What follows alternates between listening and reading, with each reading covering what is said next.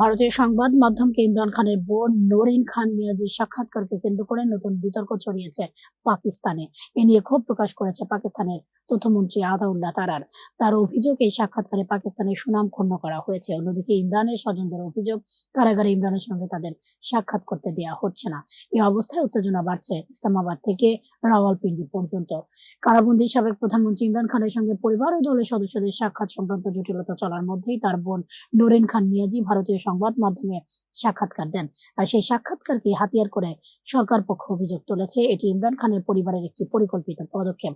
তথ্যমন্ত্রী আতাউল্লাহ তার দাবি, নরিন নিয়াজি ভারতের টেলিভিশনে গিয়ে পাকিস্তানের ভাবমূর্তি ক্ষুণ্ণ করেছে। আতাউল্লাহ তারার বলে, নরিন খান নিয়াজি সাক্ষাৎকারের আঞ্চলিক রাজনৈতিক সমস্যা, কাশ্মীর ইস্যু কিংবা ভারতের মুসলিমদের বিষয়ে একটি কথাও বলেননি, বরং তিনি ভারতীয় সংবাদ মাধ্যমে গিয়ে নিজেকে ভুক্তভোগী হিসেবে তুলে ধরেছেন। তিনি বলেন, যারা ভারতীয় চ্যানেলে গিয়ে পাকিস্তানের মানহানি করে তাদের লজ্জা হওয়া উচিত। সেখানে কি তিনি মোদির নিন্দা করেছেন?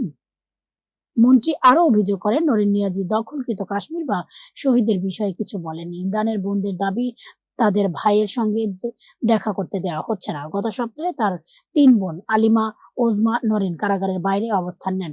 পিটিআই বলছে, নারীরা শান্তভাবে বসেছিলেন, কিন্তু পুলিশ তাদের সহিংসভাবে আটক করেছে। তবে তথ্যমন্ত্রী বলেন, তারা নির্দোষ নন, বরং ৯ মের সহিংসতার সাথে জড়িত। তারারের বক্তব্য, ইমরানের ৩ বোনই ৯ মের কোর কমান্ডারের বাসভবনের ঘটনার সময় উপস্থিত ছিলেন। তিনি দাবি করেন, ভিডিও প্রমাণ সব রয়েছে। তিনি বলেন, ৩ বোন দলে দলে লোকজনকে সেখানে নিয়ে গিয়েছিলেন, ক্যামেরায় দেখা যাচ্ছে। তারারের মতে, ভারতীয় মিডিয়াকে সাক্ষাৎকার দেওয়া সরকারের অর্জন থেকে দৃষ্টি সরানো চেষ্টা। ২০২৩ সালের আগস্ট থেকে ইমরান কারাগারে। ইন্টারনেটে তার মৃত্যুর স্থানান্তর নিয়ে গুজব ছড়ায়। ভারতের কিছু গণমাধ্যম দাবি, ইমরানকে কারাগার থেকে সরানো হয়েছে। তবে কারাগার কর্তৃপক্ষ জানায়, ইমরান সুস্থ আছে, কোথাও নেওয়া হয়নি, চিকিৎসা পাচ্ছেন।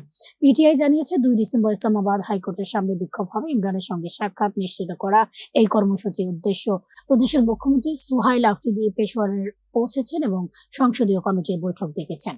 ৮ম বারের মতো ইমরানের সঙ্গে দেখা করতে পারেনি সুহাইল আফ্রিদি। এ কারণে টানা ১৬ ঘন্টা তিনি কারাগারের সামনে অবস্থান ধর্মঘট করেন।